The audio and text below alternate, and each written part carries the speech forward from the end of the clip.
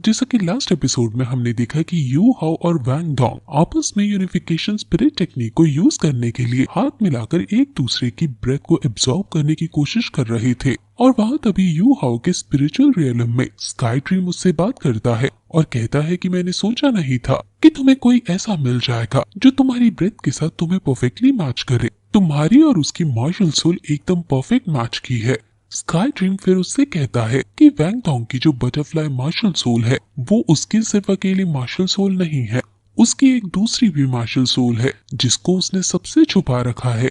तुम्हारे पास भी दो मार्शल सोल हैं, लेकिन तुम्हारी दूसरी मार्शल सोल अभी विकसित नहीं हुई है। तुम्हारी आइस मार्शल सोल इसके संग पूरे तरीके से कंपैटिबल है। और खास बात यह है कि जब तुम्हारे अंदर वो मॉन्स्टर घुसा था शुरू में, तो उससे तुम्हारे अंदर एक तीसरी मार्शल सोल भी आ गई है। ये सुनकर यू हाओ शॉक हो जाता है और कहता है कि सोल लैंड की हिस्ट्री में सिर्फ कुछ ही ऐसे सोल मास्टर्स हैं जिनके पास ट्विन मार्शल सोल थी, जैसे तांग शान और बीबी डोंग, लेकिन कोइंसिडेंस से मेरे अंदर अब 3 मार्शल सोल आ गई हैं। स्काई ड्रीम कहता है कि इससे अब तुम्हारी कल्टीवेशन स्पीड भी बहुत ज्यादा बढ़ जाएगी और इसलिए अब तुम सिर्फ ट्रेनिंग पर फोकस करो, बाकी चीज मैं देख लूंगा। ये कहकर वो वहाँ से चला जाता है और सुबह तक वो एक दूसरे के संग ऐसे ही अपनी ब्रेथ को मैच कर रहे हैं। वहाँ उनके आसपास बहुत ज्यादा बर्फ जम जाती है और क्योंकि उन्हें बहुत देर हो गई है यही बैठे बैठे, तो वो तुरंत क्लास के लिए दौड़ते हैं। क्लास में ये दोनों लेट हैं, इसलिए इन दोनों को आगे खड़ा कर दिया जाता है और टीचर्स वो बताती है कि फर्स्ट राउंड ऑफ इवैल्यूएशन तुम्हारा खत्म हो गया है, जिसके रिजल्ट भी आ गए हैं।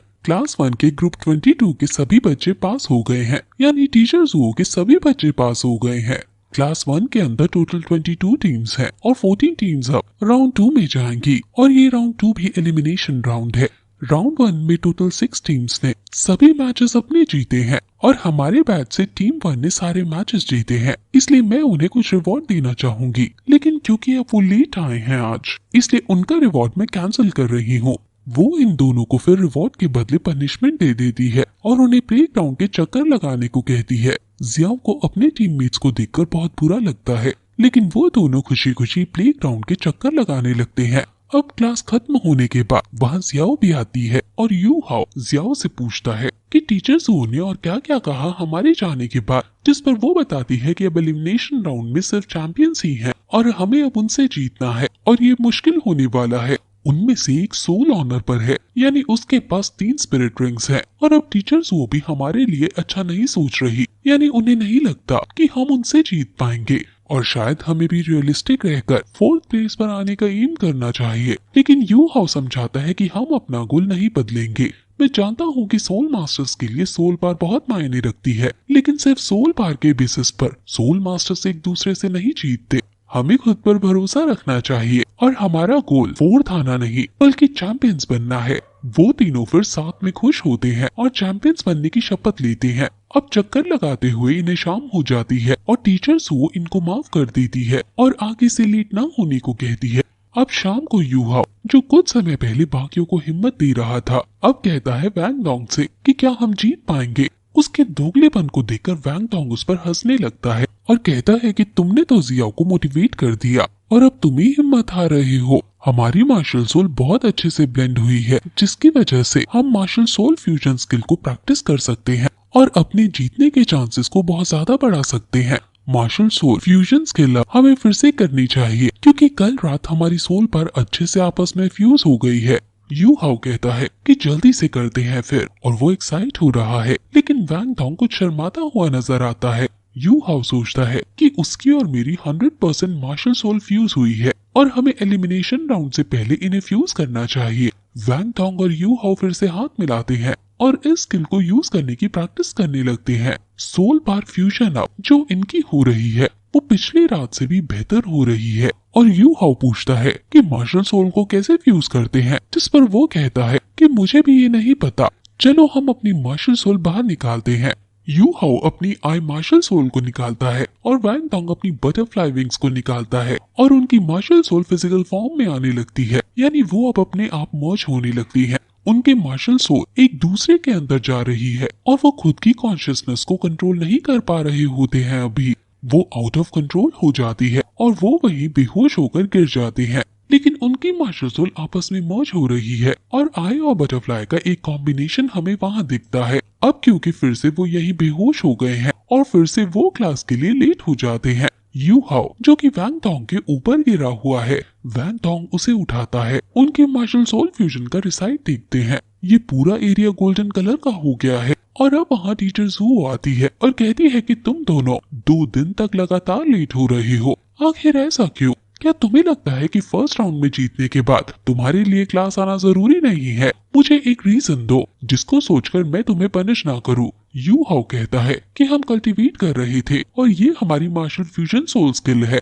ये देखकर टीचर जू शॉक हो जाती है कि इतने कम समय में इन्होंने मार्शल फ्यूजन सोल स्किल को प्रैक्टिस कर लिया है। ये काफी अच्छी थी और टीचर जू इनसे इनकी इस स्किल का नाम पूछती है, जिस पर वो इसका नाम द रोड इन गोल्डन रखते हैं क्योंकि इनका जो रेसिड्यू है वो गोल्डन कलर का है। अब फिर इनका एलिमिनेशन राउंड शुरू होता है और होस्ट यू हाउ की टीम को वेलकम करती है और अब दूसरी टीम जो कि इनकी ओपोनेंट है वो निंग तियान टीम है जो क्लास 1 के ग्रेड 9 से है।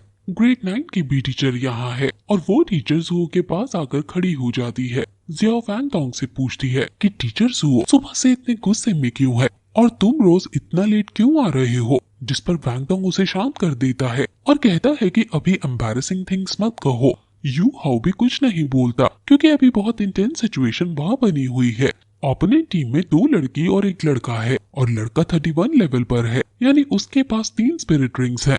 निंग तियांग की टीचर जू से कहती है कि तुम्हारी क्लास में से सिर्फ इसी टीम ने अपने सारे मैचेस जीते थे और कितने तरस की बात है कि अब मेरी टीम से उनका सामना हो गया है और अब उनका ये ट्रैक टूट जाएगा क्योंकि अब वो हारने वाले हैं। टीचर जू कहती है कि क्या तुम्हें लगता है कि तुम्हारे स्टूडेंट्स जीतने वाले हैं? जिस पर वो कहती है कि अभी कुछ कह नहीं सकते, लेकिन चांसेस है कि तुम हारो क्योंकि तुम्हारी टीम में से किसी के पास भी 3 सोल रिंग्स नहीं है। टीचर वो कहती है कि तो क्या तुम शर्त लगाना चाहती हो कि कौन जीते? जिस पर अब उनमें शर्त लग जाती है और वो कहते हैं कि जो टीम हारेगी उसकी 1 सोल बोन दूसरे को देनी होगी।